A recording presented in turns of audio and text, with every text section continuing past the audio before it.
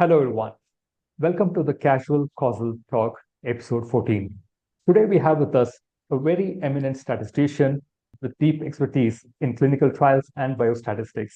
He's also an advocate of the Frequentist framework and calls himself Arch Frequentist of the Fisherian order. We'll get back to it. Why does he call him so? Dr. Johnson is well known for bringing about clear distinctions between Bayesian and Frequentist methods through his excellent blogs and technical articles. Dr. Johnson, Geoffrey, welcome to the show. How are you doing today? Jeff is fine. I'm doing well. Happy to be here. Welcome to the show, Jeff. Firstly, can you tell our viewers what is Arch Frequentist of the Fisherian order? Yeah, Arch Frequentist was a term was originally bestowed upon me by people who commented on my LinkedIn posts. I attribute the very first instance to someone named Graham Keith, really nice guy. I think it was intended as a polite reference to my uncompromising defense and advocacy of frequentist methods. It's true, I don't entertain a middle ground fallacy to placate others. When I was considering something more interesting for my headline or my title in LinkedIn, I extended this to Arch Frequentist of the Fisherian order to give it a Knights Templar kind of mystical vibe. Can you talk to us about your field, the clinical trials? What does your role entail normally?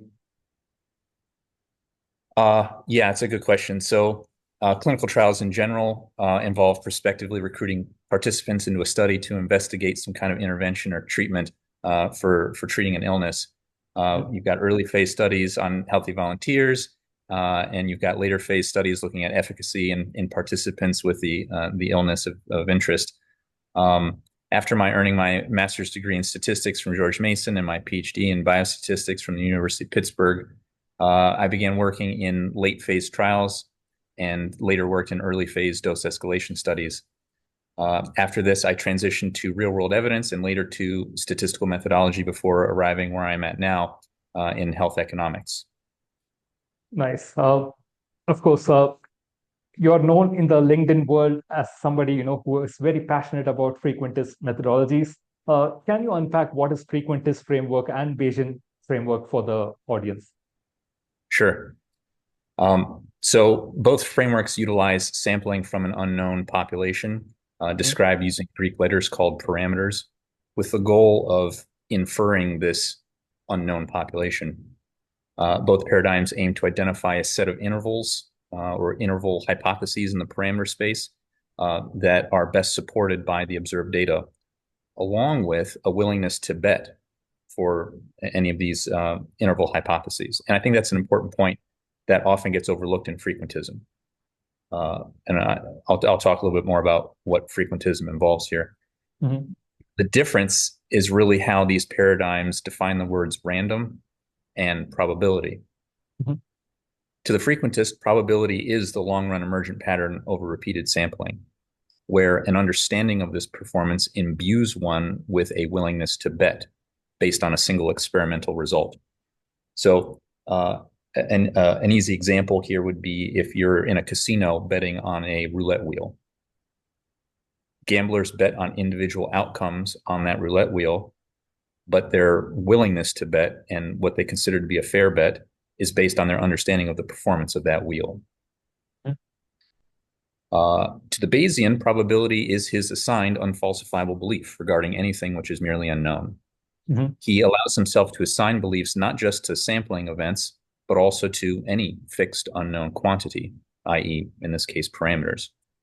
Because of this, Bayesian can make his result numerically similar to the fully frequentist, what I call fully frequentist, or a likelihood-based result.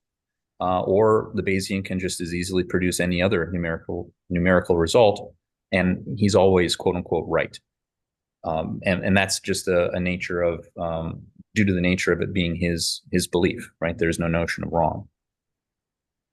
For the frequentist, based on an understanding of his testing or confidence interval procedures performance, he's willing to bet, say, 95 cents to the dollar that his 95% confidence interval in the parameter space, based on the observed data, indeed contains the unknown fixed true parameter of interest. After all, the confidence interval is merely an inversion of a hypothesis test. So think about testing anything and everything in the parameter space, and then sifting through all that to see which hypotheses are best supported. So we could equivalently think of it like this, that one would be willing to bet 95 cents to the dollar that the observed test statistic lies within a 95% margin of error in its sampling distribution, whatever the fixed true value of the parameter may be. We don't have to know that. If the statistic does lie within this 95% margin, then it must necessarily be that the confidence interval in the parameter space contains that true parameter value. So that's one way to think about it. That's one way I really like to think about it. And so that's an understanding of the performance. But then the question is, how does this tie into that willingness to bet? Mm-hmm. Well, in 95% of hypothetical repeated experiments, the frequentist would win 5 cents to the dollar. And in 5% of repeated experiments, he would lose 95 cents to the dollar. So that on average, his expected loss is 0 in the limit. And this is what makes his willingness to bet on a single confidence interval based on observed data a fair bet. So I think this is the most important part of it that doesn't really get talked about in textbooks, doesn't get taught in school. And so people feel like they're not allowed to talk about it, or they're not allowed to have that willingness to bet. But you can talk about it as a feeling, but it's really just smart gambling. You don't want to lose money, right? So and that's the sort of logic you'd use in the casino. So why not here in statistics? I also think it's worth mentioning, though, a third paradigm. You asked me about Bayes and frequentism, but there's a third paradigm called likelihoodism, though I'm not really sure it constitutes a distinct paradigm because it doesn't necessarily require a redefining of probability. So let's just call it another approach. In this likelihoodism approach, one examines the likelihood as a function of the hypothesis being tested, but he stops short of calculating the p-value as a function of the hypothesis being tested.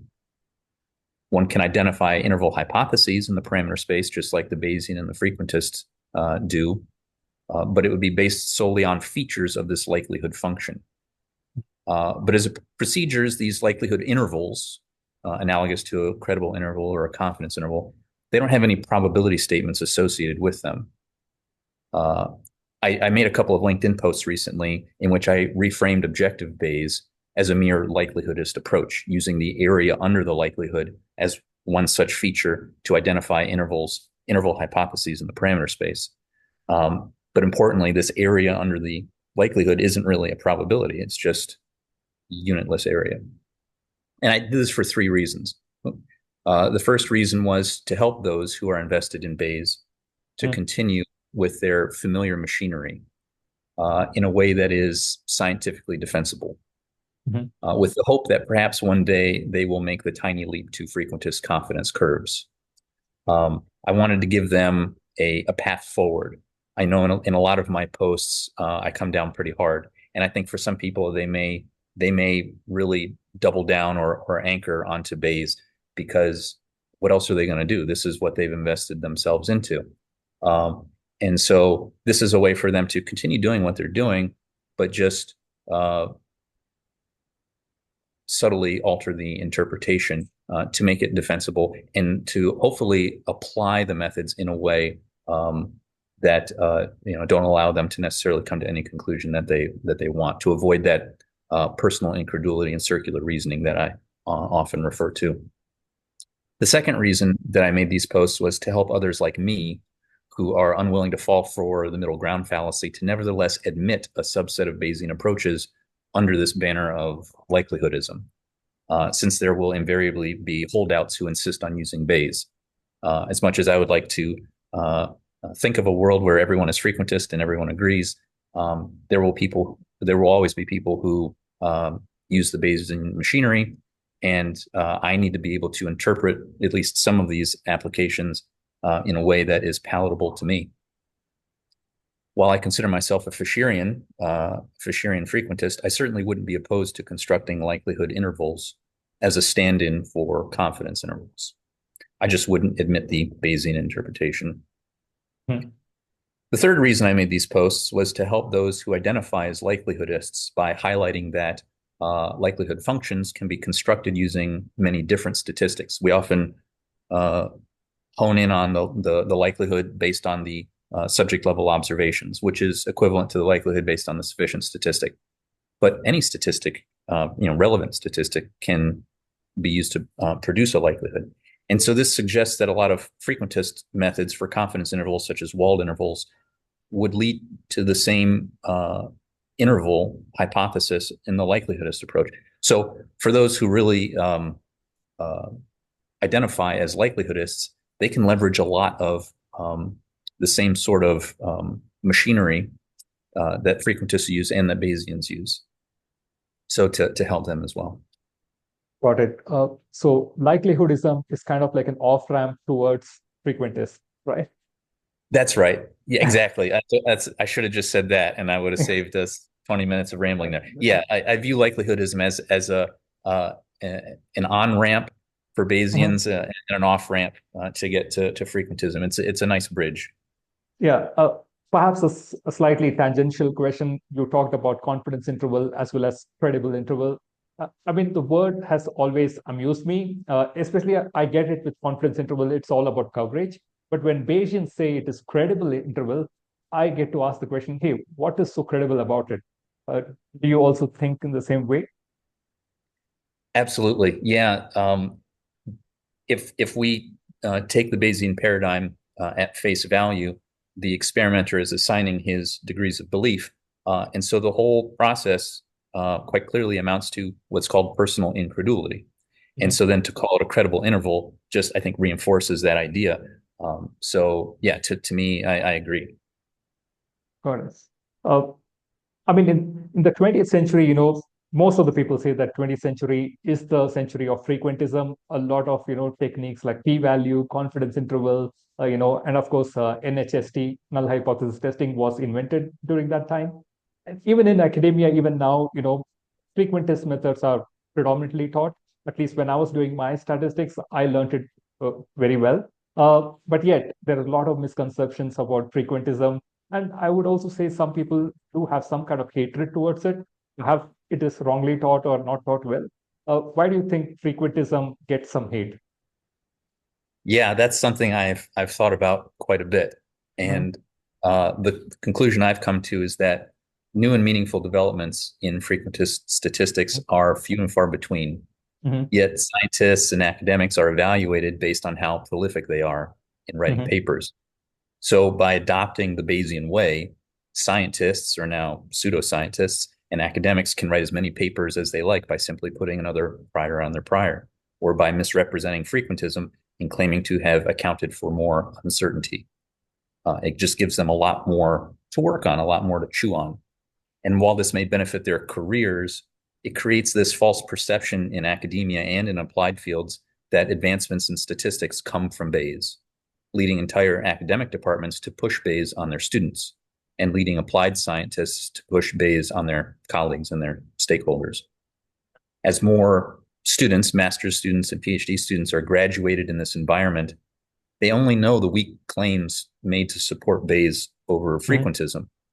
And so when they're ultimately confronted with this philosophy of science and the principle of falsifiability, their emotional investment is threatened, leading to cognitive dissonance and, in many cases, vitriol. I'd like to point out, though, that my education was non-Bayesian, just like yours. But even within this realm, there are plenty of things that I learned as a graduate student in grad school that I now reject. So things like the law of large numbers, which seems like fundamental. How can you reject that, Jeff? Right? It's a theorem to be proven in grad school, but I now view this as the axiom of large numbers, a definition to be empirically investigated.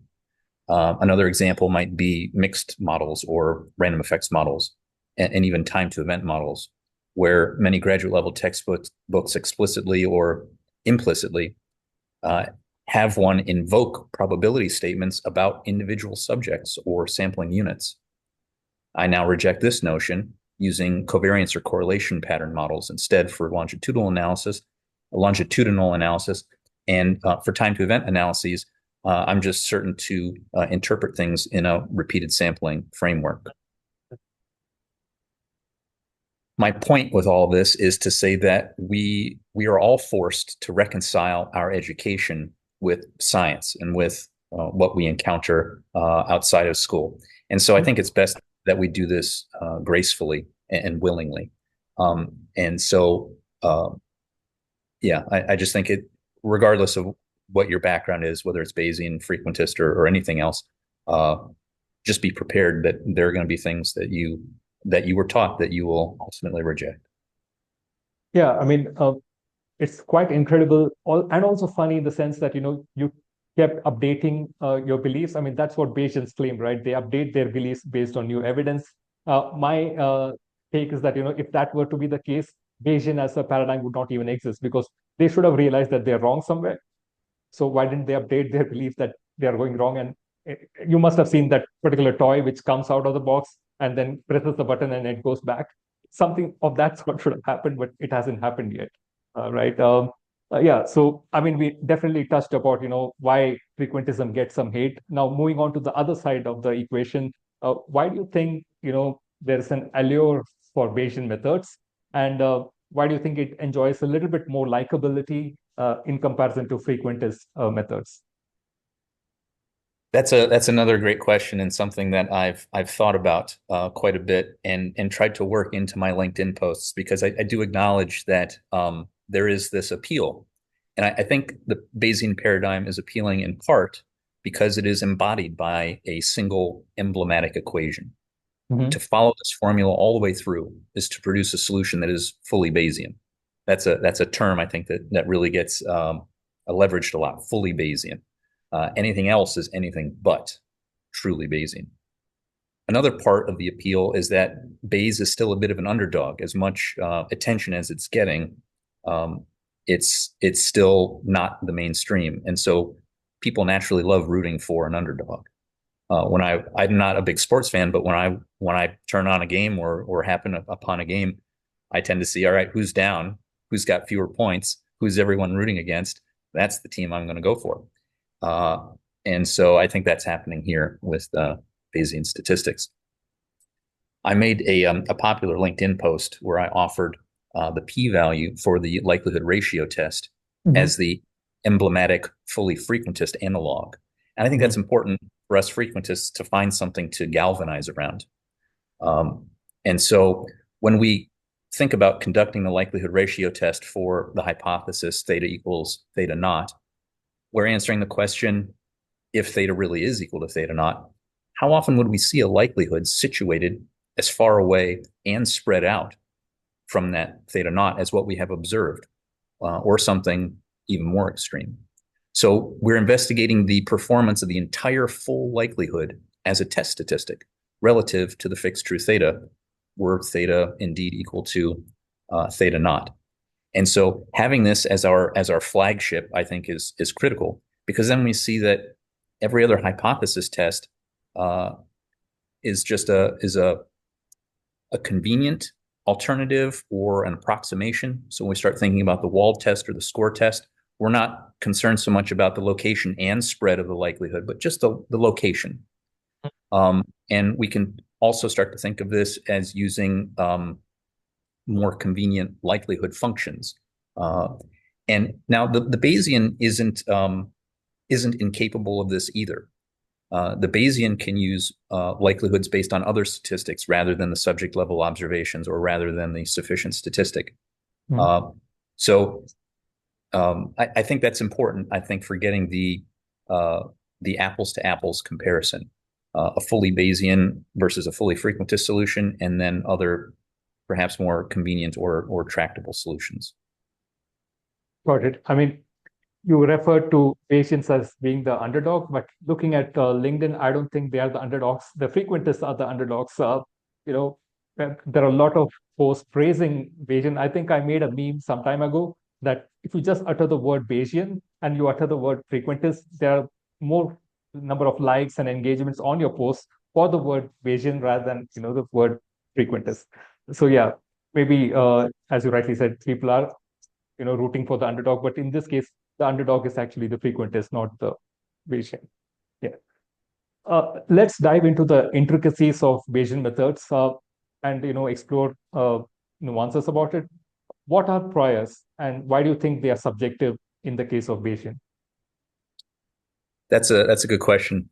So there are folks like Andrew Gelman who claim that Bayesian priors and even posteriors are mere modeling assumptions. There's nothing subjective about it. It's somehow a modeling assumption.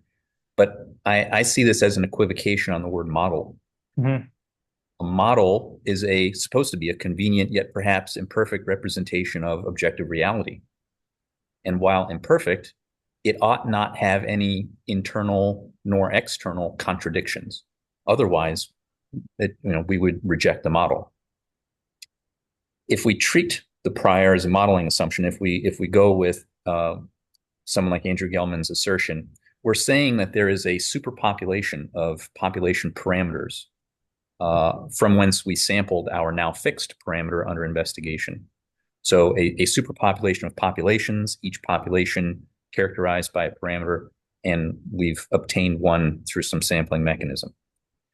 Even if we admit this, despite it not really aligning with the experimental design, the Bayesian's posterior is a direct contradiction. For consistency, the posterior would also have to be interpreted as a modeling assumption, i.e. that the parameter under investigation was sampled from a posterior superpopulation. But clearly the parameter under investigation could not have been sampled both from a prior sampling frame and a posterior sampling frame. These are competing sampling frames. And to think about having sampled the parameter conditional on the data, but the parameter or the population characterized by that parameter was responsible for the data. So it kind of gets the cart before the horse if we insist on this modeling assumption interpretation. So this is just an internal contradiction, and so then we're forced to reject it as any sort of paradigm or model. Now, the Bayesian can maintain internal logical consistency if instead he says, well, no, all of these probability statements represent a signed unfalsifiable belief, because there's no contradiction, at least internally, to say that a belief has been updated. That makes sense. However, none of this belief maps to reality, meaning it's not a statement of reality. It's a statement of a feeling of the experimenter. And so it doesn't have any external logical consistency. It doesn't have any mapping. And so it really isn't valid then as an inference paradigm. There are a couple of LinkedIn posts I made where I highlighted this point and drew parallels to astrology or paganism, right? These are things that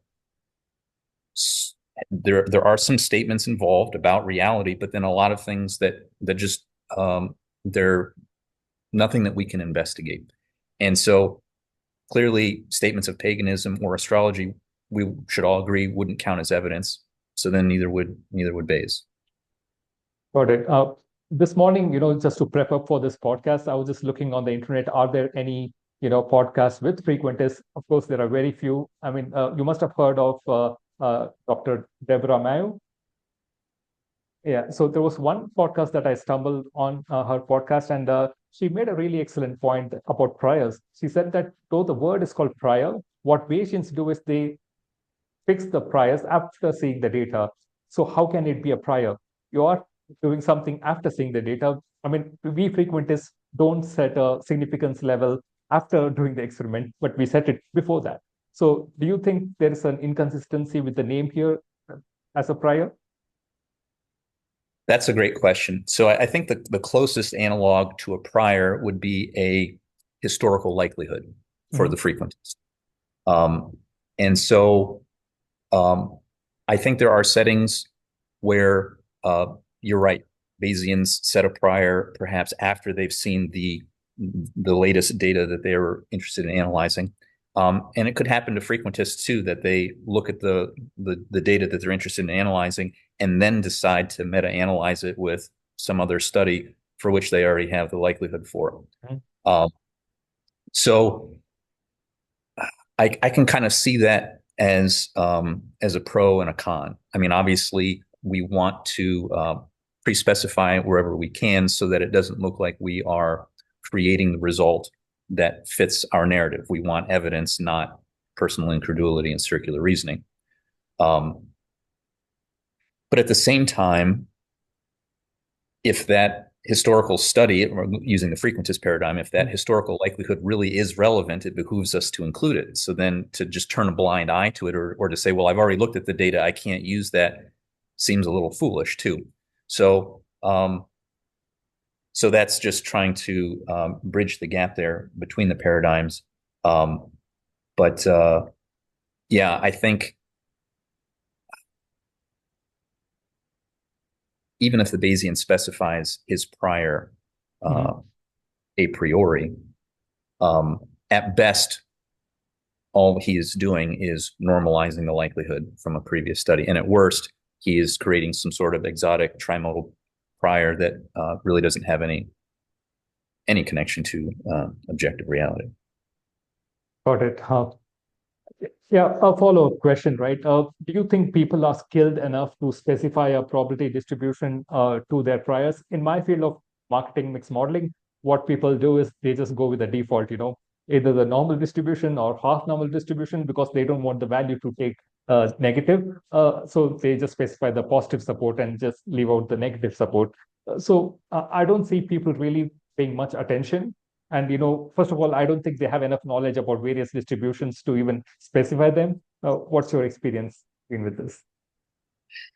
Yeah, I would say skilled or not, such specification really is irrelevant if the goal is valid inference, if the goal is evidence-based decision-making. If the goal is purely philosophical in nature, just describing one's beliefs, but acknowledging that it's not really inference or evidence, I still don't think skill is relevant. It's very much a personal endeavor. It's kind of like art, right? I mean, yes, there's skill to art if we're going to be critical and evaluate it, but ultimately, it's what comes of the artist. So in that sense, maybe their skill isn't really an issue. Now, if the goal, like you were alluding to, if the goal is to try to mimic frequentism or not distort the likelihood, then indeed there is some skill required in selecting a prior that will achieve this. I think the interesting thing, a lot of times Bayesians will say, oh, but we need the prior in order to encode logical knowledge that we have about the parameter space, that it's bounded in some way, or something else about the population we're inferring. But interestingly, all of that is already encoded in the likelihood. You could specify a prior that extends beyond the parameter space, and it's the likelihood that will ensure that the analysis is appropriate.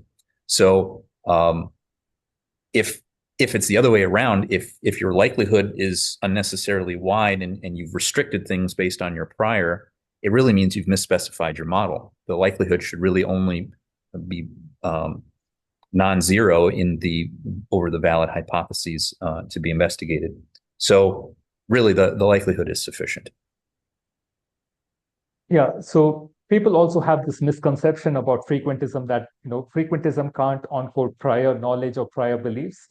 But I think meta-analysis does do that, right? I mean, what's your take on that? Absolutely. Yeah, I think you've hit the nail on the head here. Nothing precludes frequentists from conducting a meta-analysis using a meta-analytic per comparison error rate. Whatever historical observations the Bayesian would try to encode in his prior could just as easily be absorbed by the meta-analytic likelihood. So then whatever remains of the Bayesian's prior is really just pseudoscience. Got it. I think another way where Bayesians, don't measure up is in the sense that probability convolutions, right? I mean, when you take a multi-variable setup and you have specified, various distributions for each variable, I mean, I don't think people think about probability convolutions, like how, various water ripples, coincide with each other and what will be the repercussions of it. Do you think much more thought needs to be given to that? Yeah, absolutely. I mean, I've explored a lot of Bayesian methods just to expand my knowledge and understanding of the paradigm.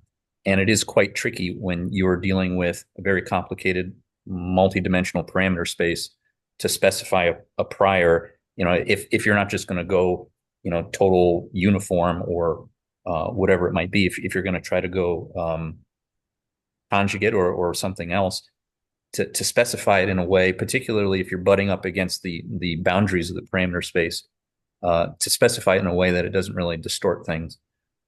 So yeah, it can be tricky. Yeah, I mean, good that you talked about conjugate priors. I believe people choose priors not because it is the relevant prior, but because they have a conjugate prior, which makes you know very easy for computations. It becomes tractable in some format, and I think the choice of priors is not governed by whether the data is following a set distribution, but more like hey, my life is going to become easier if I have a conjugate prior at the end, right? Yeah, absolutely. And maybe this is where the divide starts to happen between the subjectivists and the objectivists. The objectivists may say, well, it's just a device. They may even start to admit that it doesn't really represent them. Mhm. But then if they're admitting that, then the whole paradigm is on shaky ground. So I think that's where the subjectivist then jumps in and says, no, no, no, it does represent exactly who I am, and here's this exotic thing with three modes and a blob and a smear and everything else. But I don't think it's really adding any value. Got it. In many of your LinkedIn posts, you have said that the Bayesian interpretation of probability is unfalsifiable. And a lot of people have taken up in arms and said that, hey, please don't call us that. We are definitely falsifiable. Why do you say Bayesian interpretation of probability is unfalsifiable? Of course, I agree with you, but you can, tell the audience the reason. Sure. I've maybe alluded to this already in my earlier responses, Yeah. but I'll try to be a little more explicit here. The only internally logically consistent interpretation of Bayes is assigned belief. Mhm. However, none of this maps to objective reality, meaning Bayes is not empirically investigable, not even in principle. And this is the very definition of what it means for something to be unfalsifiable. It really just amounts to, as I said earlier, personal incredulity and circular reasoning. If you imagine a prosecutor or a defense attorney standing before a court and saying, my evidence that my client is innocent or that the opposition is guilty is my belief, my degrees of assigned belief, that's not gonna float, right? So we really have to be able to point to things that, at least in principle, could be investigated. And so the bottom line here is that unfalsifiable statements aren't evidence of anything, even if they're made to mimic real evidence. And this kind of gets back to the astrology versus astronomy example that I've brought up once or twice in LinkedIn posts, where astrology can incorporate some astronomical statements, and it can even try to present itself as an alternative to astronomy. But at the end of the day, it is the foundation on which it's built is all unfalsifiable. And so then, we really can't admit it. Just because it has little components that maybe are falsifiable doesn't justify the whole. Got it. There's another popular saying that, with enough data, what prior you set doesn't matter at all. Doesn't this require huge amounts of data to overwhelm the prior? At least from my empirical studies and experiments, I have found that it is not very easy to overwhelm the prior. You require tons and tons of data. I don't know how to quantify it and tell it to the layman, but you would require a lot of data. What's your take on that? Yeah, it may depend on the setting and the application. When I get asked questions like this, my mind just reverts back to the inference on a Bernoulli proportion, right? So you think of that flat uniform prior. And it's true in a sense that the posterior is dominated by the likelihood with increasing sample size. And in this elementary example that I'm thinking of, this dominance can occur rather quickly. But as you've encountered, perhaps that's not true across the board. But I would say the whole discussion is moot since none of it really is valid as evidence. So the alternative, the frequentist approach, the frequentists' meta-analytic confidence curve which is, if you're not familiar with it or viewers are not familiar with it, it's a plot of the smallest one-sided p-value as a function of the hypothesis being tested. And it has kind of like a mountaintop look to it. And it's analogous to a likelihood, except instead of plotting PDF values as a function of the hypothesis being tested, it's plotting CDF values. So it kind of looks like a folded CDF on the parameter space. So the frequentist's meta-analytic confidence curve has no prior to contend with.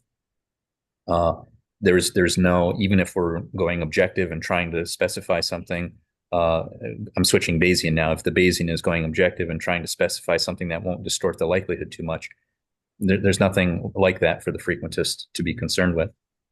The other important thing that is worth noting is that this frequentist confidence curve, it converges to the unknown fixed true parameter value with increasing sample size, which is another selling point I think that Bayesians use. They say, well, not only is the likelihood going to dominate the prior, the posterior is going to, as my sample size increases, is going to collapse on the truth. But that's not uniquely Bayesian, right? The likelihood itself collapses on the truth. The frequentist's confidence curve collapses on the truth. So it all begs the question, which is kind of a nod to that circular reasoning. It begs the question, why are we talking about priors in the first place? Yeah, so do they mean to say that this convergence leads to a point estimate, or would you still have an interval? Well, yeah, so I suppose for any finite sample size, you would have an interval. But if you were to take a mathematical limit, you might say that it collapses to a point, collapses to the truth. Kind of like we talk about convergence and probability, right? For any epsilon or interval, you can increase the sample size such that the thing will be inside the interval. So you can draw some bounds around the truth. And if you crank up the sample size large enough, your confidence interval is going to get tighter within that arbitrary area around the truth. And so with that logic, we would say that it is converging to a point, which is the truth. Got it. Just to complete this whole segment, now let's talk about, the posterior distribution. I know we already talked about it a little bit, but it is the holy grail for the Bayesians, right? They draw a lot of inference from the posterior distribution.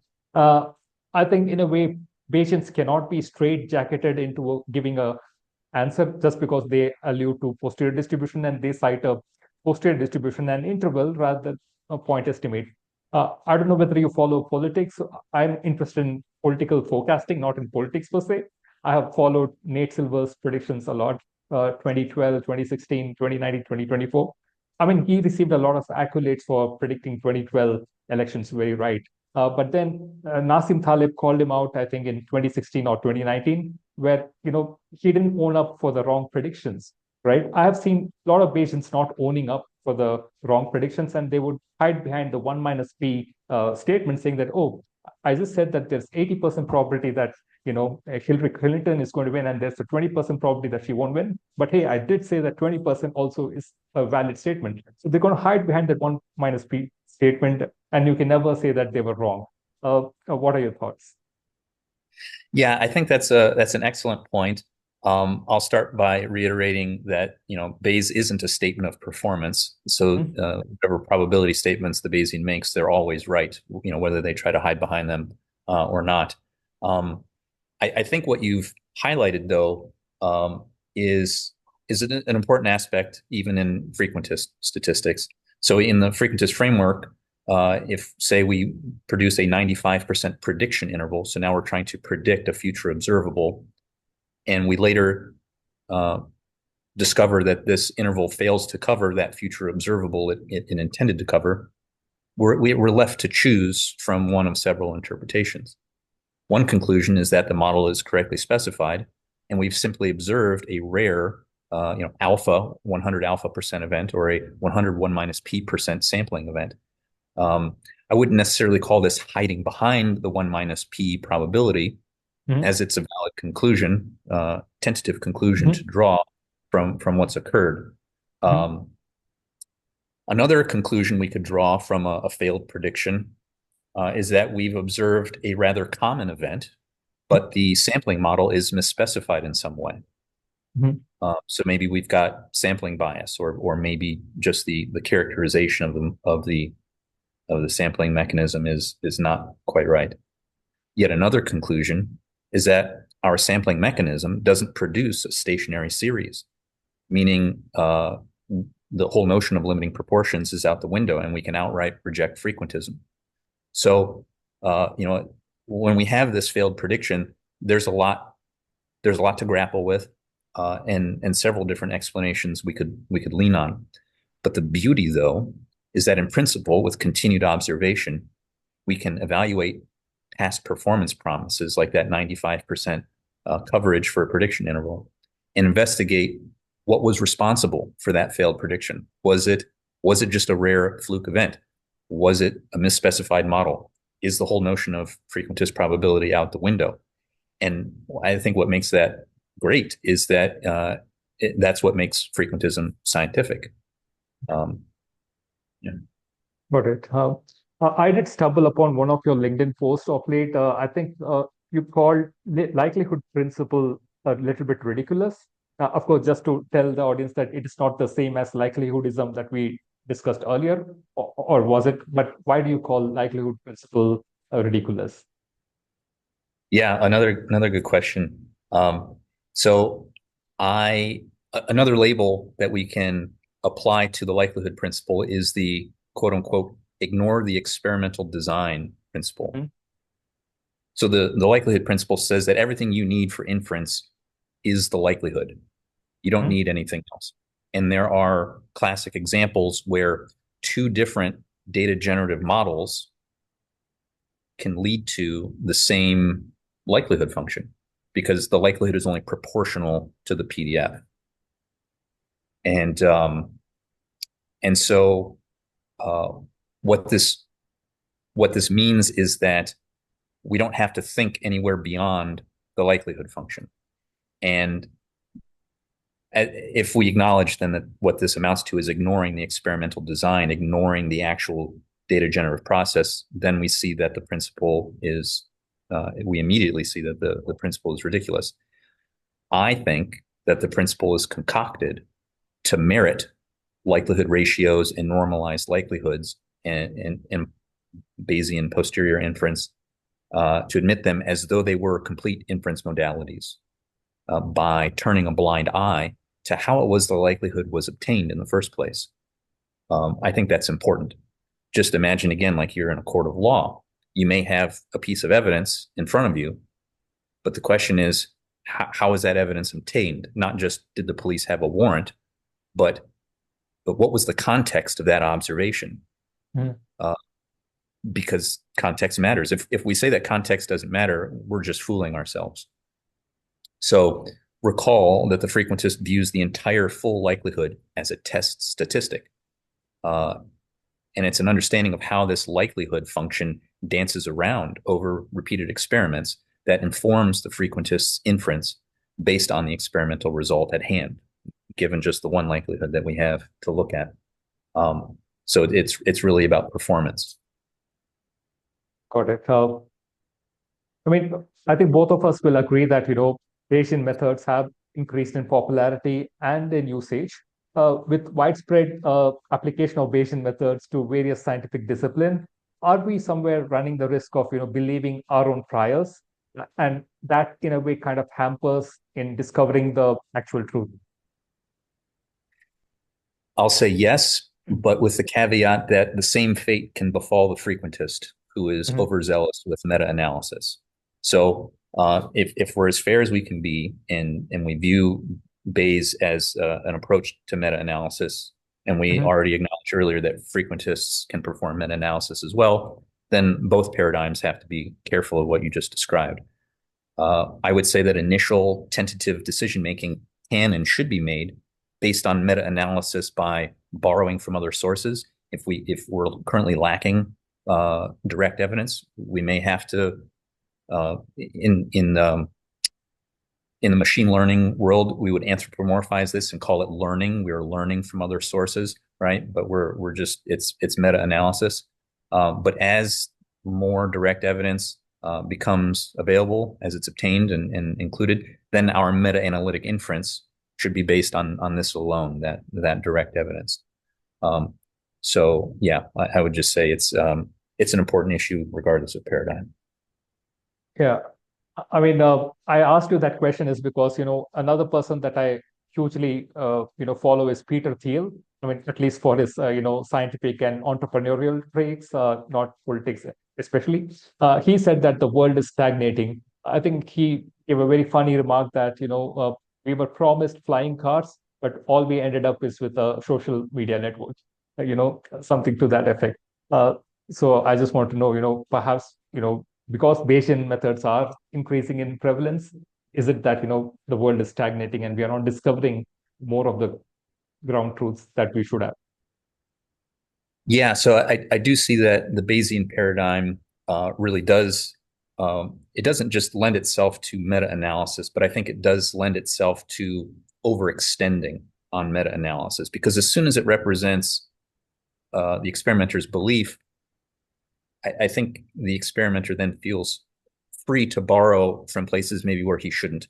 Whereas if we're always grounded in frequentism, that borrowing comes from likelihoods. And so then historical likelihoods. So then the question, we immediately ask ourselves, okay, well, what is the estimand that this likelihood concerns? And does it really make sense to borrow it? And we just naturally think a little more deeply. Taken to the extreme, though, a lot of frequentists do there are some frequentists who almost never include historical data, even if it's immediately relevant, pertinent. Everything is just based on the new. And, you run the risk there of conducting an underpowered study, or like we were talking about earlier, seeing one of those 1 minus P events. And so then, it's a balance. It's a delicate balance. But I agree that Bayes makes it easy to go either direction, and either extreme is wrong, but Bayes makes it easy to go extreme in one direction there. Got it. Earlier in the segment, we talked about clinical trials. I have interviewed a lot of, respected clinical experts, clinical trial experts like Adrian Olszewski, Dr. Ryan Batten. And one question that I asked them was, about type 1 error guarantees, right? Does frequentist methods come equipped with it? What's your take on that? Yeah, so a type 1 error guarantee is a performance promise, and frequentist methods come equipped with this by their very nature. The whole paradigm is built on performance promises. Importantly, though, I would say there isn't a single type of type 1 error rate. So we've gone pretty heavy on the issues of Bayesianism and highlighted some of the dogmatic aspects of it. There is a dogmatic area of frequentism concerning strong sense family-wise error control. One will often hear the objection, you can't do that, it'll inflate the type 1 error rate, as though there were just the one error rate to use. But I see at least 2 error rates to choose from.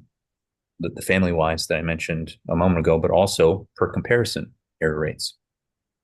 And the validity of these per comparison error rates doesn't disappear just because we start performing multiple tests. Testing hypotheses in families does have meaningful applications, but in my opinion, these are actually quite few.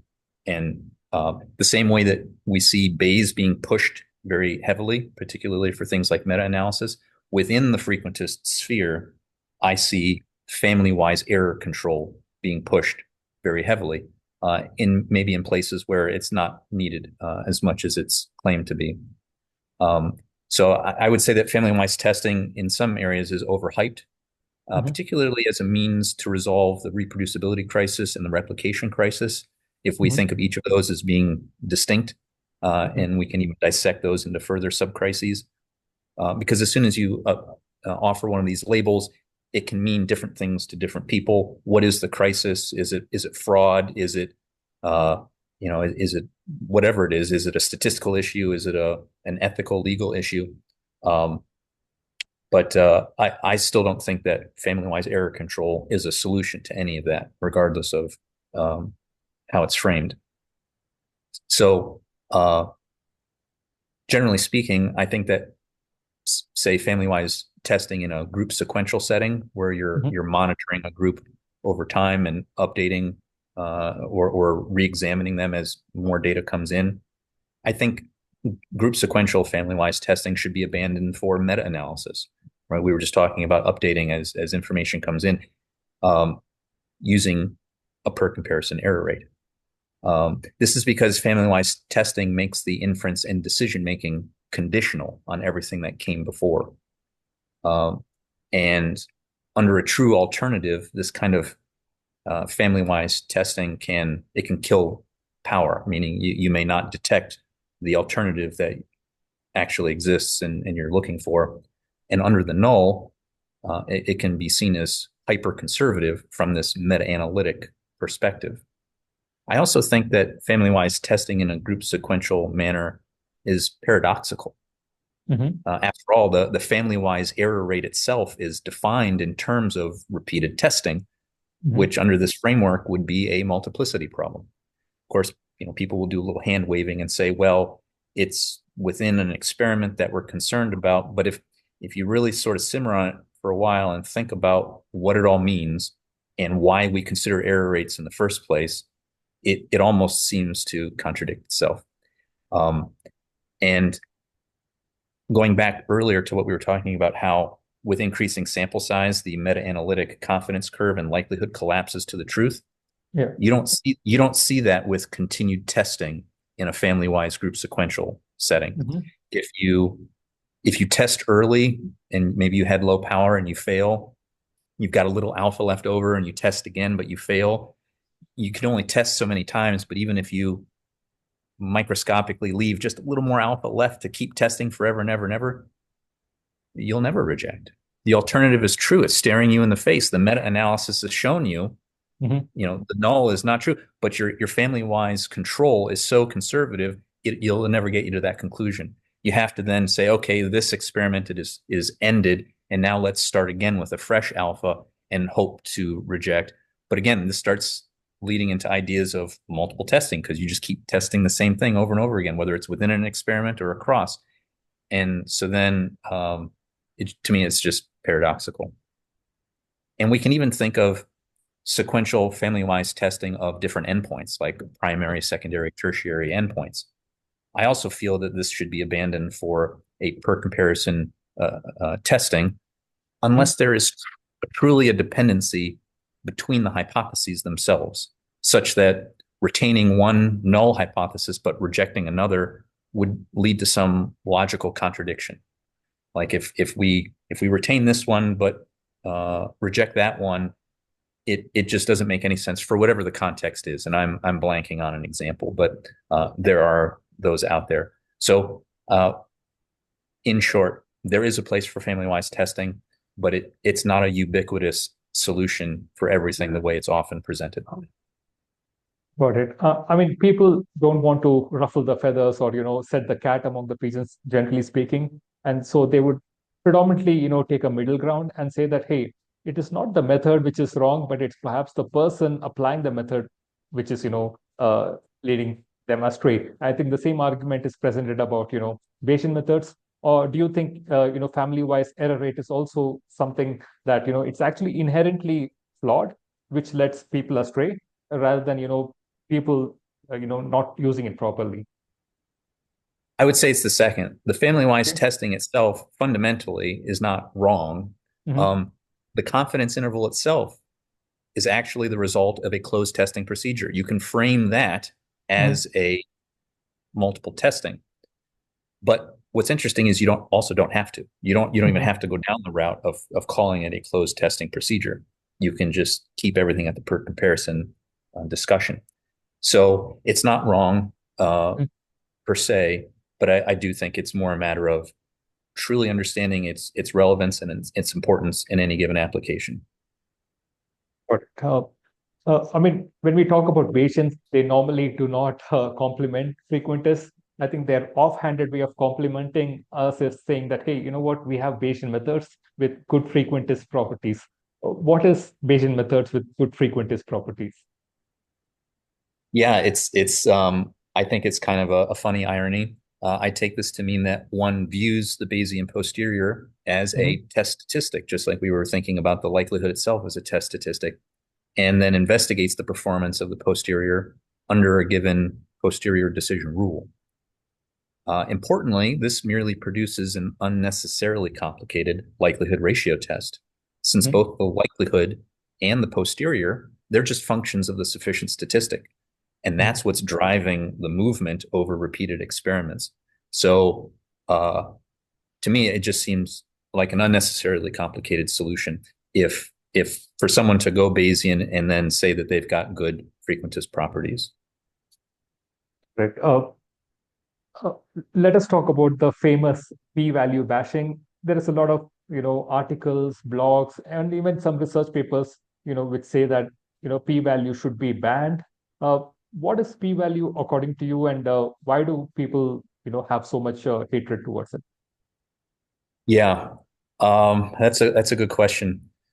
At one level, the p-value is just a statistic. We talked about the likelihood itself being a statistic, and that likelihood leads to a p-value calculation.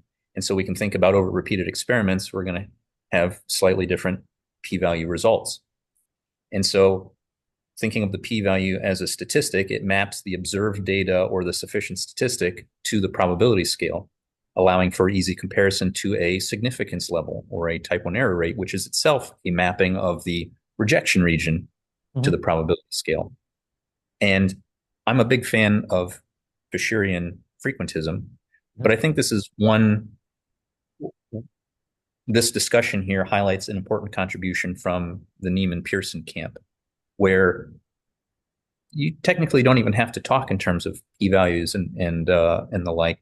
You just need a rejection region and a statistic. If it's in the rejection region, you reject. If it's not in the rejection region, you retain. And it's that simple. And that brings a lot of clarity to mind to remember that even if we're devoutly Fisherian, just remembering that subtle detail I think is enlightening. But at another level, going back to your question, the p-value is the smallest significance level for which the hypothesis being tested would be rejected. So we can think of the p-value as in terms of significance levels or error rates. And this makes it incredibly useful for, I mentioned earlier, that confidence curve of smallest one-sided p-values. Then you can draw lines, vertical lines, to identify confidence intervals of all levels. And so because of this connection between the p-value and significance levels and confidence intervals, the p-value calculated from the observed data informs one's willingness to bet regarding the hypothesis being tested and its complement. So for instance, a one-sided upper-tailed p-value of say 0.07, it indicates that the one-sided inclusive 7% upper confidence interval, so it's not a very long or wide confidence interval, it covers the hypothesis being tested. It's the smallest such confidence interval that covers the hypothesis being tested.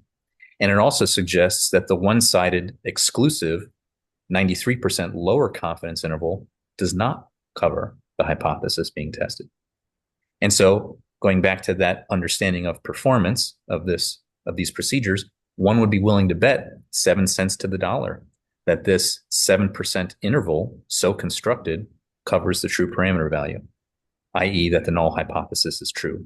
So we can calculate a one-sided p-value, and through this, stepping through this logic, arrive at a willingness to bet. But the important thing is that we're betting on the interval procedure having covered the truth. And I think this is what caused the rift between Neiman and Fisher, because Neiman, I'm supposing here because I never had the opportunity to meet him, I think Neiman was thinking about holding the hypothesis fixed over repeated experiments, holding that null fixed. And so it would be foolish to bet different, to bet on a fixed hypothesis. But for Fisher, he was more concerned about the coverage of his interval. So as long as you're clear about what it is you're betting on, it makes total sense. But where people get things wrong is trying to refer to this willingness to bet as a probability statement regarding the parameter. So the probability statement is a statement of performance about the procedure. The procedure has produced a result, and that imbues us with a willingness to bet based on our understanding. It's a mouthful for sure. And maybe that's why people, going back to your earlier question, why people like to go Bayes, but it's still a mouthful. It's fun to say, right? We could say, oh, there is 7% probability that theta is over here. Fun and easy to say, but still it begs the question, 7% of what? And now they are even more tongue-tied than the frequentist. So statistics isn't easy, but I think it's fun. Yeah, I mean, we were talking about hypothesis testing. I mean, for some strange reasons, patients don't like Paul Popper a lot. I don't know why. I think NHST, hinges upon the principle of falsification. I quite don't get why patients don't like Karl Popper. Do you have any insights on this? I know, of course, this is a very tangential question. Well, I think it gets back to that cognitive dissonance that we were talking about earlier. They've already invested in Bayes. They're not willing to reject that paradigm. And so then Karl Popper and his notion of falsifiability, butts up against that. And so if it's a choice between rejecting Bayes or rejecting falsifiability, they're going to reject falsifiability, which I think is kind of the wrong choice to make there. Yeah. Great. Yeah, since we are on the Casual Causal podcast, let's discuss some causality. I know you are an expert in RCTs. RCTs are often used in your domain, I believe. Can you explain what is RCT in the context of clinical trials and how it establishes causality? Well, I really appreciate that question. It's something that I've thought a lot about, and I maybe need to make more posts on it because it took me a while to settle in on how I like to think of it. And I much prefer a survey sampling interpretation to causal inference as opposed to any other. So to your question, I'll focus on the randomization part. We conceptualize sampling participants from a patient population under the working hypothesis of unbiased sampling. This means that in the limiting proportions of events that we sample over repeated sampling will equal the relative frequencies of events in the population being sampled from. When we introduce randomization, it's a further sampling mechanism that separates the participants in the trial into two or more groups while maintaining unbiased sampling in each of those groups. So this creates something almost magical. By administering different treatments to the different groups, we are in effect sampling from the patient population under competing hypothetical scenarios where everyone in the population received one particular treatment or another. This is important. It's empirically investigable, but it's a hypothetical. It's an empirically investigable hypothetical that allows for causal inference by inferring contrasts in marginal population quantities, like a difference or a ratio, say, of means. If we can detect such a contrast in these marginal population quantities, it implies that most, if not all, patients in the population would benefit from the investigational treatment. And it allows us to conclude this without needing to invoke what I have concluded are unfalsifiable statements regarding counterfactual random variables, i.e. potential outcomes. And that's a very popular approach to causal inference. And I have tried working with it very much in the past. But as I simmer on it more and more, I find it difficult to, really difficult to rely on, mainly because we're using random variables or samples that are, as the name suggests, counter to fact. Clinical trials, is predominantly frequentist. Thank God for that. But would you administer yourself or your friends a medicine that is approved via a Bayesian process? If not, why? Yeah, that's a good question. I would say only after investigating the performance of the posterior as a test statistic to see whether it operates well as a crude p-value function, then I would consider, and certainly only if I'm unconcerned about the medicine safety profile. I think that's most important there. But yeah, it gets back to how do I reframe the Bayesian analysis as frequentist? What is its performance? Because that's really, in the end, what's going to imbue me with that willingness to bet. Got it. Does Bayesian methods cause some sort of decision paralysis in clinical trials? I heard this earlier from one of the epidemiologists that I interviewed. So what's your take on that? I think it definitely can, though even frequentist methods are capable of this as well. And the real problem boils down to not having a clearly defined decision rule. So one of the reasons why I gravitated towards Fisherian frequentism is that the plotting of the confidence curve is very much like the posterior. It capitalizes on a lot of the appealing aspects of Bayes, but fully grounded within the frequentist framework. But however, whatever paradigm is being used, it's important that we have clearly defined rules, because otherwise everything does just devolve into circular reasoning. You can pick any significance level or decision rule that suits the decision you wanted to make if it's done after the data are observed. So the rule doesn't necessarily have to be a test about zero. I think that's important. Something I see lots of people on LinkedIn emphasize that, which is great, right? We're not relegated to only doing tests about zero.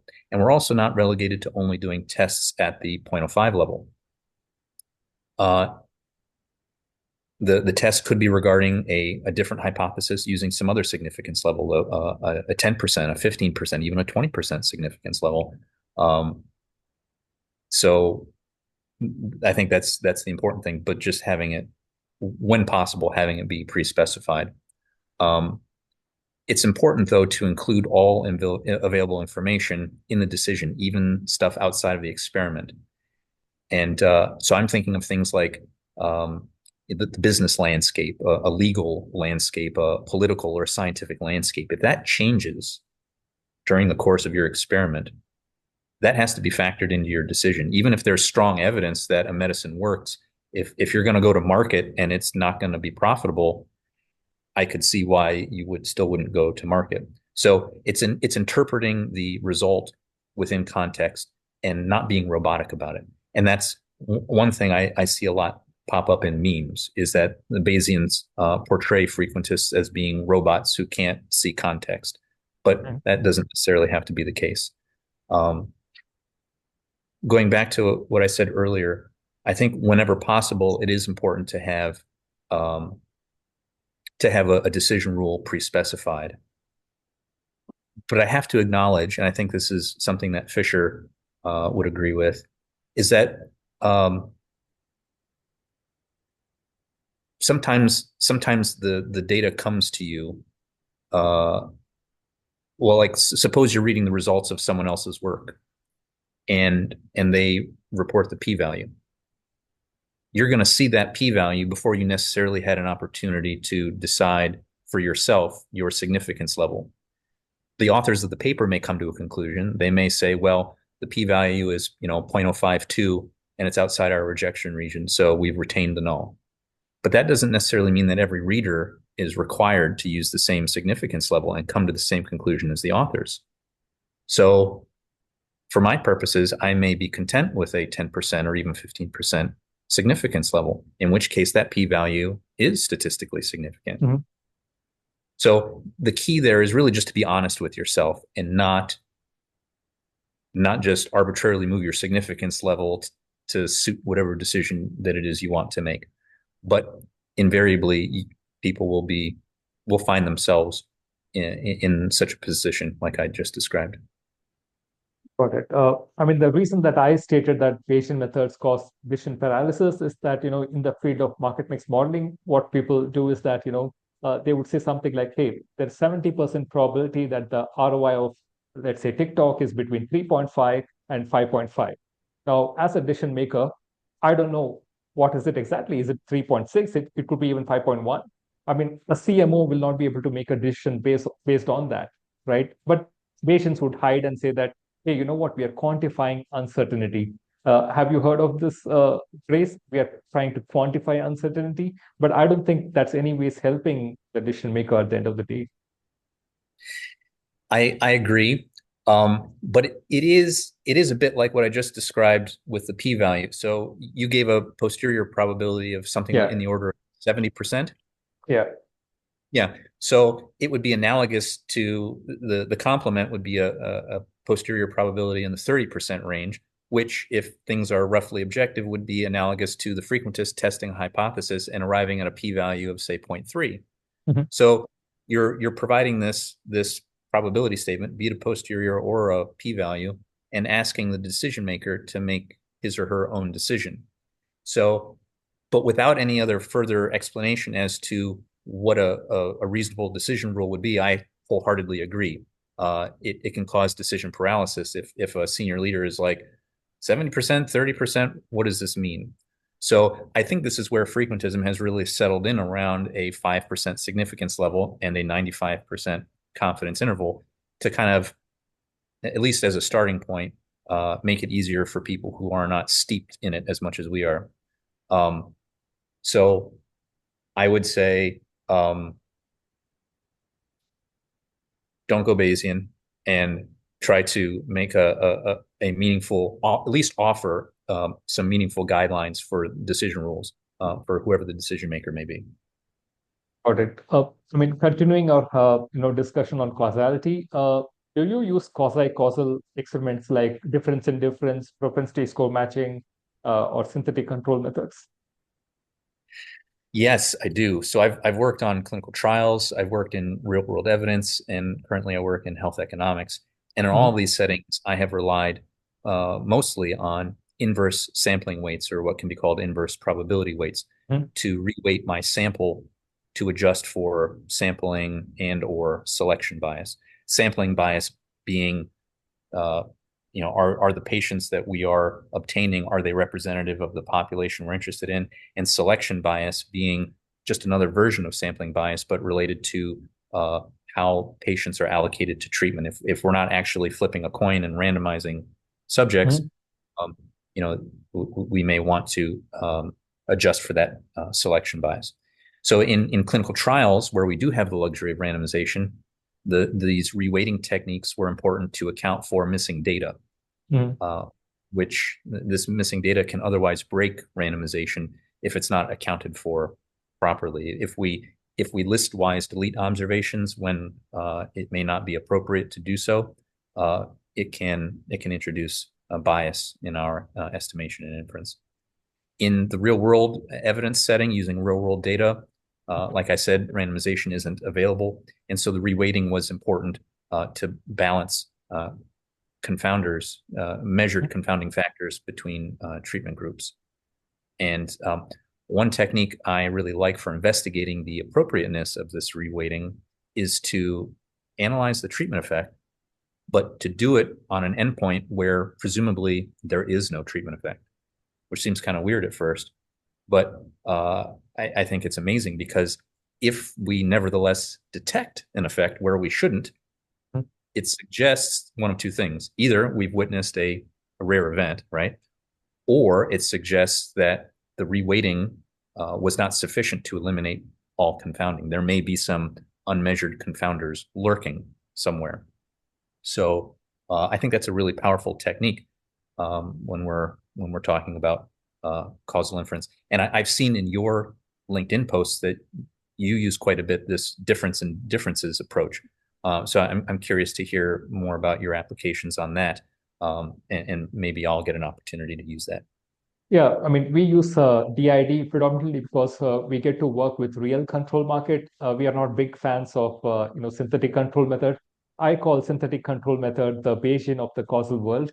Again, it's unfalsifiable, but at least with respect to difference in difference, you get a causal estimand, ATT, average treatment on the treated, And that is very useful in my area of application. And it's also, I would say, relatively simple to carry out.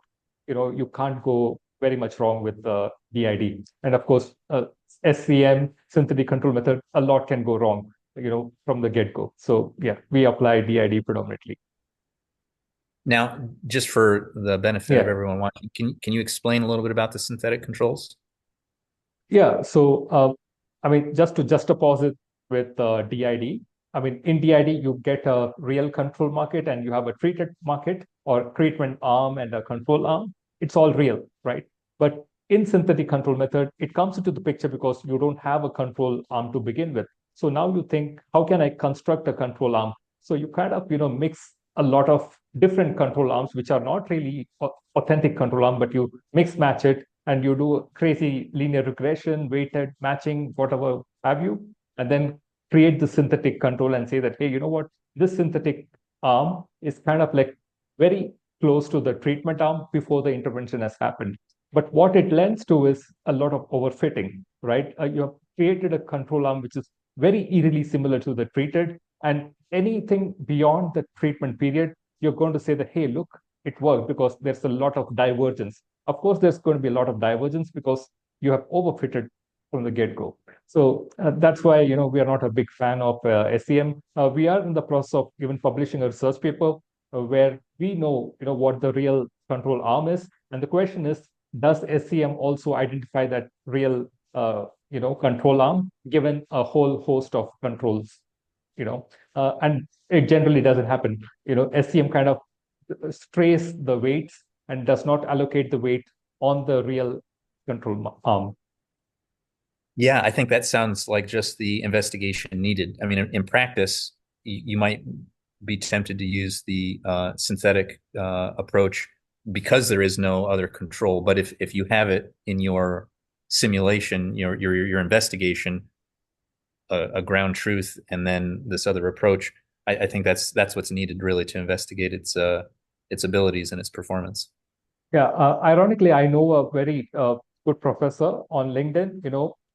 He's anti-SCM, but surprisingly, he's pro-Bayesian. I don't think how the two can go together.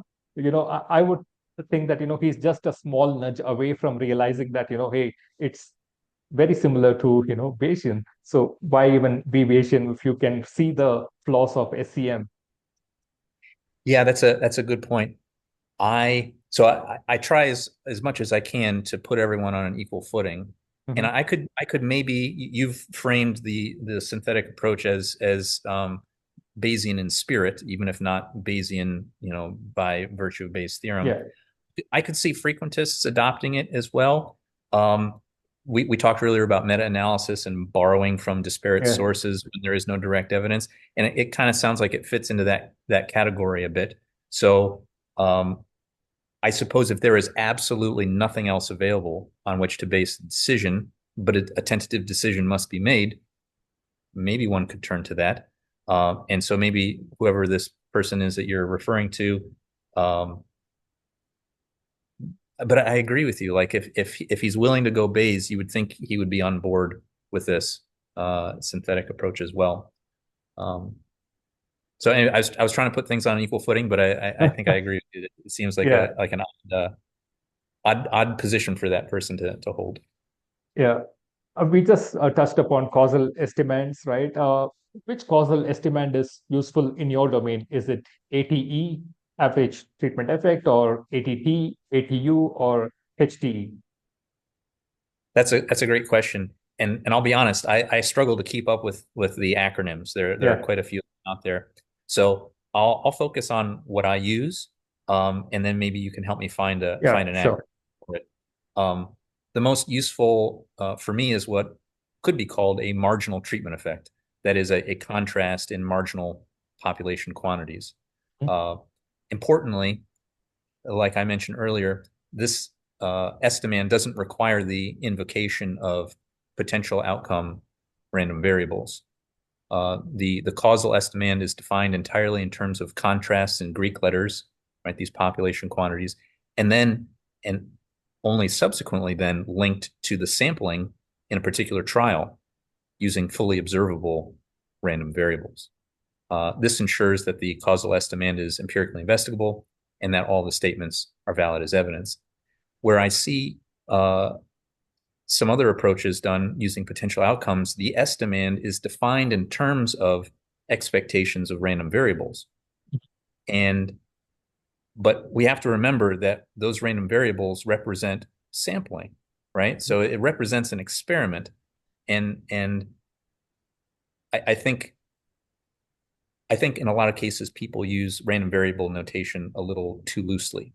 So we first need to be able to define our estimand, causal or not, in terms of the population. And only after it's defined, then we can start making statements about random variables for the experiment we're doing. And if we ensure that those random variables are fully observable, then there's no concern about the statements that we provide as evidence. Got it. I'm reminded of the random variable notation, the small x and the big X, that's taught in the first day of your statistics class. I still remember that. Yeah. I was just going through your LinkedIn profile, and I've noticed that you've also done quite a lot of interesting work on survival analysis and, of course, time to event studies. Can you talk to us a bit about that? Yes, I really enjoy the parametric modeling of survival or time to event endpoints. Framing this as a likelihood-based generalized linear model was instrumental to me in deepening my understanding and appreciation of statistical inference. In this time to event setting, parametric modeling is often framed as an error term model on the log transformed response. Think of like accelerated failure time models. And while there is nothing technically wrong with this framing, it is so vastly different from the traditional least squares setup as to be intractable, at least for me. So by instead reframing this parametric time to event modeling as a generalized linear model in terms of a likelihood, so no error terms, everything just follows naturally. The same sort of setup that you would use in logistic regression or Poisson regression, or even a normal regression that we often frame as least squares can be framed in terms of a normal likelihood. It all just comes together and clicks for me. It also opens the door to using procedures that I personally enjoy, like SAS, proc, NL mixed. And although it has the term mixed in its procedure name, you don't necessarily have to use random effects in the model. And procedures like this are really nice because they're flexible and they allow the user to write his own likelihood function. And so wherever possible, I try to program in this way my analyses, because it really just deepens my understanding and appreciation of what's going on. You mentioned SAS proc, right? Way back after finishing my statistics, I did learn SAS, and only later did I learn R. You have often been vocal against open source libraries for biostatistics, often preferring SAS over R. What are your reasons for the same? Yeah, that's another contentious topic I like to weigh in on. And the analogy I often use is obtaining a car. If you or whoever's watching here tried to build your own car from scratch in your 1 or 2 car garage to the same professional level as, say, Ford Motor Company, it would not be cost effective. Even if you could source all the parts for free from guys on the internet, it still would be too much time and too much money for you to put it together while investigating and ensuring the car's safety and performance at a professional level. The same is true even if there was a community of enthusiasts who offered to pre-assemble portions of the car for you and then hand it over to you to finish. It's still just, it wouldn't be, I don't think it would be cost effective. Now, if you do assemble it for quote unquote free by turning a blind eye to safety and performance, the question then is, would you drive your spouse and children in this car on the highway? And I think if we're being honest with ourselves, the answer would be no. And we would all acknowledge that it is cheaper and easier to lease a professionally made vehicle from, say, Ford Motor Company, who enjoys economies of scale and passes these savings on to the customer. And so all these same concerns and revelations apply to software development. I see departments in companies, all the companies I've worked for up to now, where you have programmers and statisticians moonlighting, but not even moonlighting. It's within their job at the company, trying to operate as software developers. And I don't think that they really acknowledge or appreciate the difficulties I described in terms of cars, but as they apply to software development. Now, I do think there is a place for open source software. I think it's an amazing training ground and playground, if you will, for people to develop software, right? You don't necessarily have to be employed at SAS to want to do these things and to tinker on them. But when it actually comes time to run an analysis, right? Something that you've got millions or billions of dollars at stake in terms of getting the right answer. You really want to go with something that was professionally made. So for these people, I would just encourage them, go work at SAS, right? Don't be hired as a statistician or a programmer. Go work as a software developer. If that's your calling, if that's your passion, then go do that or start your own company and make a professional grade software that competes with SAS. And I think as soon as people are confronted with this, they realize it's a huge uphill battle. And so then they'd much rather just stay in their statistician role or their programmer role and use company resources to do software development that isn't quite at a professional level, for whatever reason. So would I be right in saying that it all boils down to expertise and know-how? I mean, I use a lot of open source, R libraries, but whenever we use it, we go into the documentation and see what it is doing under the hood. And for our purposes, would it be, applicable? I mean, if it doesn't do what we want, we can write our own set of logics, over and above that. But I think most statisticians simply don't have the time and patience to do that, which again alludes to your point that, hey, it's why not buy a software which is already pre-built? But again, it's about trust, right? Yes. And now I think what you alluded to there could maybe be classified as QC, quality control. Yeah. So are the programmers and statisticians writing a code and invoking packages or procedures that are doing what they intend to do? Like, if I want to average 4 numbers, is my proc means indeed taking the average of the 4 numbers? Or maybe more broadly, if I want to fit a generalized linear model and I want it to be a gamma, by specifying gamma, do I get that result? But that's a high level. And maybe my earlier example was misleading a little bit, because there's a deeper level that was QC. Did I call let me just start over and say it simply. Did I call the procedure the way that I meant to, or the way that I ought to?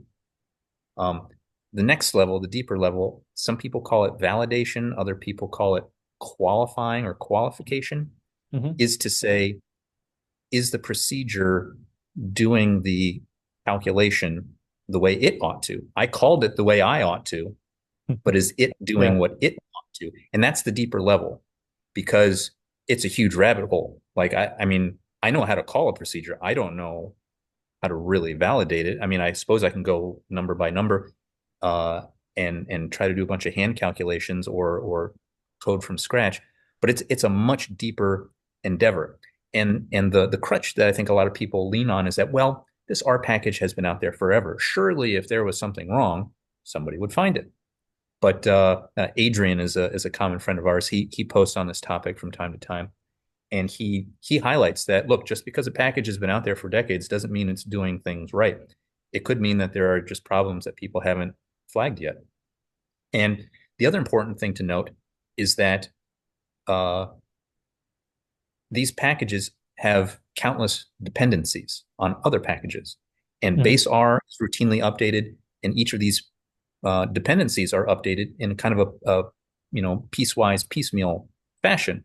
And so there's no telling how that impacts this broader package that one might be using now today. Even if that package has been around, it may now be flawed just since last Tuesday when all these other, dependencies were updated. So it's a never-ending uphill effort to routinely validate and qualify a software. Now, I come down on this pretty hard, the same way I do with Bayes versus frequentism, but I want to make my position clear that it's maybe a bit more like how I framed family-wise testing, that it's not indefensible, right, to use open source software. It's just maybe not, it shouldn't be pushed on everyone the way it is right now, and particularly in the pharma world. Everyone's like, hey, let's abandon SAS and let's just do everything in R. I think that's a recipe for disaster, right? We have our good clinical practice, GXP, good, fill in the blank practice on all sorts of things. Software should really be included in that. And so I think it's a mistake to just throw caution to the wind. If the stakes are low, like ask yourself, if this package that I'm using just gives completely the wrong answer or subtly different enough, subtle enough that I don't see it, but different enough that I make the wrong conclusion, what's the worst that could go wrong in terms of the business impact? How much money is at stake, reputation and the like? If it's like close to zero, then sure, use the open source, right? But as the stakes grow, like in my car example, if I'm putting my 2-year-old daughter in the car, that's as high a stake as it gets. She is not going in a car that I built. As big an ego as I may have as a guy, right? I'm not putting my daughter in a car that I built or a car that enthusiasts built that hasn't been inspected and safety tested. So I'll just leave it at that. There's a time and a place for all of that, but we just need to be careful. Yeah, it's a huge topic. I think we can keep talking on it forever. But moving on to another topic, right? I often see that you share posts about, quantum physics. I don't know whether I'm getting the name right. I think you follow a physicist by the name Sabine, if I'm not wrong. I find her post really illuminating. Is it something that interests you, quantum physics, or is it somewhere related to statistics? Why are you fascinated by quantum physics? Yeah, I definitely am fascinated by it. And what drew me in was the obvious use of probability that they rely on for their theory. And for the longest time, I was vexed and confused by this field. And it wasn't until I later realized it's because I was wrongly assuming everyone was using a consistent definition of probability throughout. At first, I wanted to know, what is it? Are they thinking causal propensity? Are they thinking long run frequency? Is it something else? But I learned through listening to enough professors or applied physicists that in a single breath, the physicist describes quantum probabilities as limiting frequencies, causal propensities, epistemic beliefs in need of updating, all while invoking notions of superposition, that things exist in two places at once, or there are multiple universes, etc. And I just realized the whole thing is an utter mess. I was hoping that there was a great mind who had come before us all to really put clarity to it. And it's really wasn't until I landed on Sabine Hassenfelder that I said, "Whoa, she's the one." Where has this clarity of thought been up until now? So for me, in order to keep everything grounded, I rely on the notion of determinism, and I notice that Sabina does as well. It's this notion that there is no notion of anything being inherently or fundamentally random, whatever that's supposed to mean. And so the idea is that there are hidden variables. And now I'm just going to regurgitate what I hear Sabina talk about because I'm not a physicist, right? But she leans heavily on Einstein, or Einstein, that he was a big proponent of these hidden variables. These are details that we're just unaware of that preclude us from perfectly predicting experimental outcomes. So at best, all we can do is to describe the long-run emergent pattern over repeated sampling. And now this falls into what physicists would call the ensemble interpretation. And unfortunately, I don't hear Sabina talking enough about this. she's still one of those people that kind of flips between performance and propensity and epistemology. And so my wish is that she'll gravitate and really hone in on the ensemble interpretation. And all of these bizarre conclusions that people make from certain experimental results comes from how they interpret the violation of Bell's theorem. So again, regurgitating what I hear from Sabine Hossenfelder. And also there's another channel called PBS Spacetime. I forget the name of the guy who runs that, but he does a good job too. This Bell's theorem tells us what sort of pattern we would expect to find in our data under statistical independence over repeated sampling. Naturally, when we don't see this pattern, we should reject the notion of statistical independence, right? That was sort of the hypothesis under which we were working, and our observation doesn't align with that. And we would conclude then that the experimenter's act of engaging with these delicate quantum particles, and not to mention his very poor data handling considerations and data handling skills afterwards, it all influences the data he collects. But too many people instead jump to the other conclusion. They hang on to statistical independence for some reason, but they see the weird stuff in the data, and so then they say, well, there must be something spooky going on. There must be something metaphysical. There must be, particles in two places at once, retrocausality, and all sorts of things. So, I enjoy entertaining all of these ideas, but I wouldn't necessarily assert them as this must be the explanation. Like I enjoy reading and hearing about conspiracy theories. I enjoy thinking about the possibility of aliens and government cover-ups and all of that. And when there is evidence of it, I point to it. Here, though, I don't think any of this really is evidence of the metaphysical.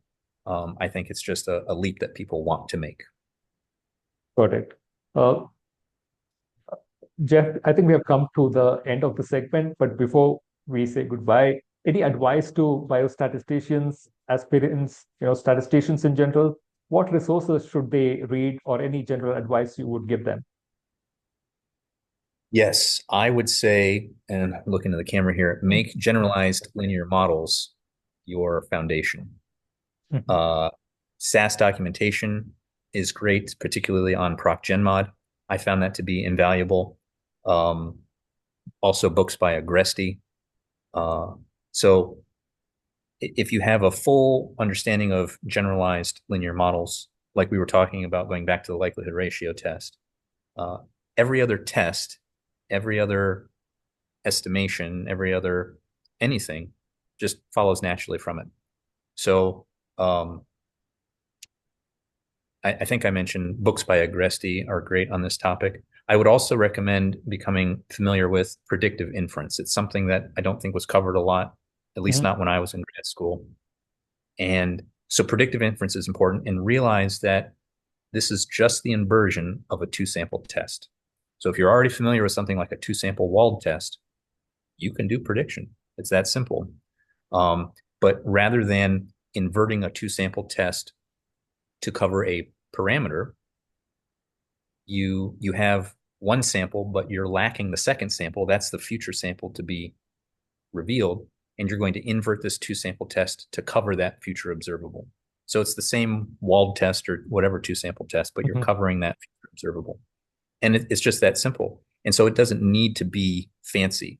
There are so many papers and methods out there that become computationally intensive to form a prediction that we get lulled into this sense of it needing to be complicated because, well, it's a prediction of the future. How could it be easy, right?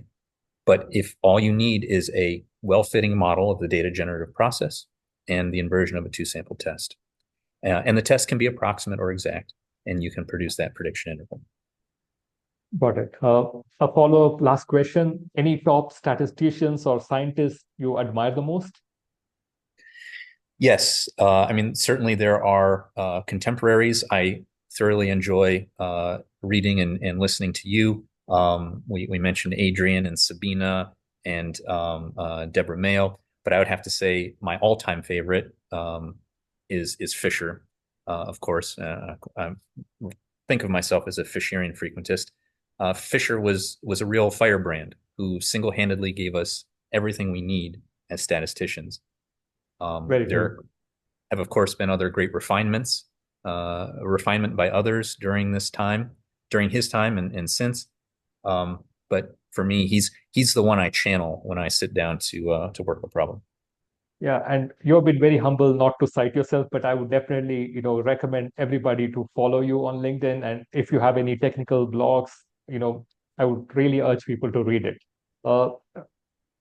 Jeff, this has been really great. Thank you so much for your time. And I'm sure, in days to come or years to come, people will look up this particular podcast and find a lot of nuggets of wisdom. So thank you for your time. This has been really great. Thank you so much. Bye-bye.